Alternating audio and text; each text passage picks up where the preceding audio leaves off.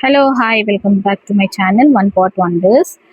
சப்பாத்தி செய்ய முதல்ல என்ன அதுக்கு சைட் டிஷ் பண்ணுறதுன்னே தலையை போட்டு பிச்சுக்கும் போது இந்த ரெசிபி என் கண்ணில் மாட்டுச்சு. வாங்க எப்படி செய்யுதுன்னு பார்க்கலாம். ஒரு பேன் நல்லா ஹீட் ஆனணும். தாராளமாக 3 டேபிள் ஸ்பூன் ஆயில் விட்டு ஆயில் நல்லா ஹீட் ஆனணும். ஒரு 2 காஞ்ச மிளகாய் நல்லா இந்த மாதிரி பிச்சு சேர்த்துக்கிறேன். உங்ககிட்ட குண்டு மிளகாய் இருந்தாலும் நீங்கள் சேர்த்துக்கலாம். ஒரு டேபிள் ஸ்பூன் சோம்பு, அப்புறமா கருவேப்பிலை போட்டு நல்லா இந்த ஆயிலில் ஃப்ரை பண்ணி எடுத்துக்கலாம். அரோமா ஸ்மெல் வர மட்டும். இப்போ ஒரு பெரிய ஆனியனு பெரிய சைஸ்ல இருக்குது, நல்லா சாப் பண்ணி சேர்த்துருக்கேன். இது நல்ல கலர் சேஞ்ச் ஆகிற மட்டும் நம்ம ஃப்ரை பண்ணி எடுத்துக்கலாம். இந்த கலர் சேஞ்ச் ஆனனும் இப்போ ஒரு 1.5 டேபிள் ஸ்பூன் இஞ்சி பூண்டு பேஸ்ட்டு இதுவுமே நல்லா ஃப்ரை பண்ணி எடுத்துக்கலாம். இது கொஞ்சம் கலர் மாறணும். இப்போ ஒரு 2 தக்காளி நல்லா குட்டி குட்டியாக சாப் பண்ணி வச்சுருக்கேன். அதுவே இந்த ஸ்டேஜில் ஆட் பண்ணிக்கின்னு நல்லா மிக்ஸ் பண்ணிக்கலாம். தக்காளி சீக்கிரம் குக் ஆகணும்னாக்கா ஒரு டேபிள் ஸ்பூன் உப்பு போட்டு நல்லா ஸ்மாஷ் பண்ணிக்கலாம். இப்போ 1/4 டீஸ்பூன் மஞ்சள் தூள், 1 டீஸ்பூன் மிளகாத்தூள் போட்டு நல்லா மிக்ஸ் பண்ணி எடுத்துக்கலாம். இப்போ நான் என்ன பண்றேன், ஒரு ஹாஃப் கிளாஸ் தண்ணி இதில் சேர்த்துக்க போகிறேன். சேர்த்து நல்லா குக் பண்ணி எடுத்துக்க போகிறேன்.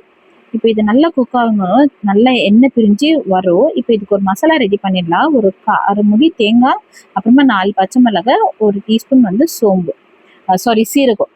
இது நல்லா பேஸ்ட்டாக அரைச்சி இந்த ஸ்டேஜில் நம்ம ஆட் பண்ணிடலாம். நல்லா கொதிக்குது இல்லைங்களா, அப்போ இந்த ஸ்டேஜில் ஆட் பண்ணிட்டா சூப்பரான குருமா கமன் ஸ்மெல்லு வரும்.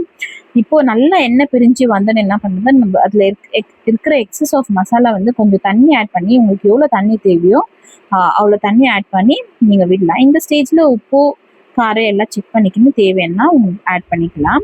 இப்போ நான் வேக வச்ச பச்சை பட்டாணியும் உருளைக்கிழங்கோ சின்ன சின்னதாக சாப் பண்ணி வச்சுருக்கேன். அதுவும் இது நல்லா மிக்ஸ் பண்ணி நல்ல ஒரு குயிக் மிக்ஸ் கொடுத்துக்கின்னு பாருங்கள், இந்த ஸ்டேஜில் இருக்கணும். இப்போ இது சப்பாத்திக்கு பரோட்டாக்கெல்லாம் செம்ம டேஸ்ட்டாக இருக்கும். உங்களுக்கு சாதத்துக்கு வேணும்னா நீங்கள் இன்னும் கொஞ்சம் தண்ணி ஊற்றி கிரேவி மாதிரி பண்ணிக்கலாம். ஸோ நீங்களும் வீட்டில் ட்ரை பண்ணி பாருங்கள். இந்த சிம்பிள் அண்ட் ஈஸி பச்சை பட்டாணி கிழங்கு போட்டு குருமா பண்ணி பேச்சுலர்ஸ்க்கு செம்ம ஈஸியாக இருக்கும் இது. ஸோ குயிக்காக செஞ்சு முடிக்கலாம். ஓகே, இந்த வீடியோ பிடிச்சிருந்தா ஒரு லைக் கொடுங்க. இன்னும் என் சேனல் சப்ஸ்கிரைப் பண்ணலாம், சப்ஸ்கிரைப் பண்ணிக்கோங்க. இன்னொரு சூப்பரான இன்ட்ரெஸ்டிங்கான வீடியோவில் நான் சந்திக்கிறேன். Until then, bye from Ashwini. Bye. Take care.